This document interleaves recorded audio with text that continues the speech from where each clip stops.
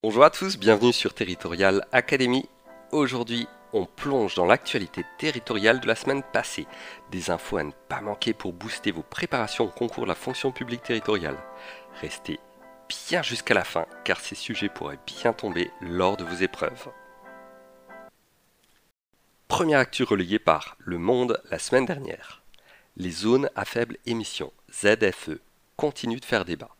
Le gouvernement a récemment durci les critères d'accès à ces zones pour les véhicules les plus polluants, une mesure qui touche directement plusieurs grandes villes françaises comme Paris, Lyon et Strasbourg.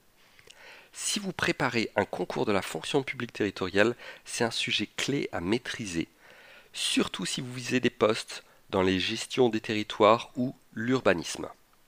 Pourquoi c'est important ? Parce que les ZFE illustrent les tensions entre la nécessité de lutter contre la pollution et les défis de l'inclusion sociale et économique. Le jury pourrait vous interroger sur l'impact économique de ces mesures ou sur les solutions pour accompagner la population concernée. Exemple de questions possibles du jury. Selon vous, comment les collectivités locales peuvent-elles concilier la mise en place des ZFE avec le soutien aux populations les plus vulnérables?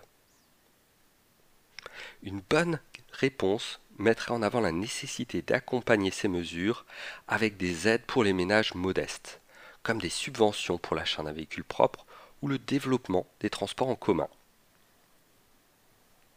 Deuxième actualité, issue du dernier rapport de la Cour des comptes, publié le 22 août 2024, la numérisation des services publics. Le rapport souligne les progrès réalisés, mais aussi les défis persistants dans la transformation numérique des collectivités locales. On parle ici d'amélioration des services en ligne pour les citoyens, mais aussi des enjeux de sécurité de données et de fracture numérique. Pourquoi c'est crucial ?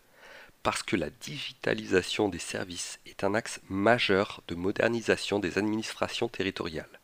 Et il y a fort à parier que le jury vous teste là-dessus. Exemple de question du jury. Quels sont selon vous les principaux obstacles à la numérisation complète des services publics territoriaux et comment les surmonter? Une réponse solide mettra en avant la formation continue des agents, le financement des infrastructures numériques et des campagnes de sensibilisation pour réduire la fracture numérique. Voilà pour les actualités de la semaine.